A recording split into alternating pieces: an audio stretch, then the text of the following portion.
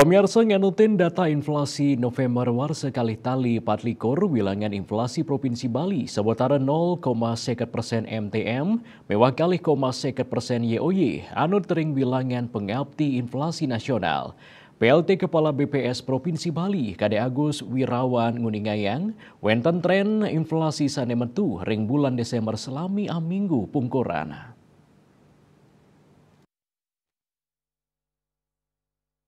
PJ Gubernur Bali sane kewakilin oleh Sekretaris Daerah Provinsi Bali Dewomade Indra Nguningayang momen HBKN Natal miwah warsa anyar kali talislai presida metuang inflasi ring makudang-kudang komoditas strategis inflasi presida metu sangkaning akeh nyane pengrahu wisatawan ke Bali Napi malih ring kahanan cuaca kaon sekali mangkin.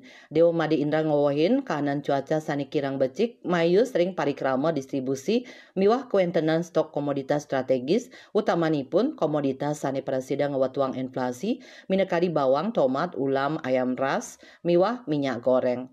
Krama kaaptiang presida bijak sajoning matumbasan. Selanturnya nih sajoning nyokong Panglimbak Ekonomi Bali, Sekretaris Daerah Provinsi Bali, nyarengan samian daerah-daerah mewah perangkat daerah ngemargiang makata usaha preventif untuk nambakin panincapan inflasi ring momen Natal mewah warsa anyar kali talislai.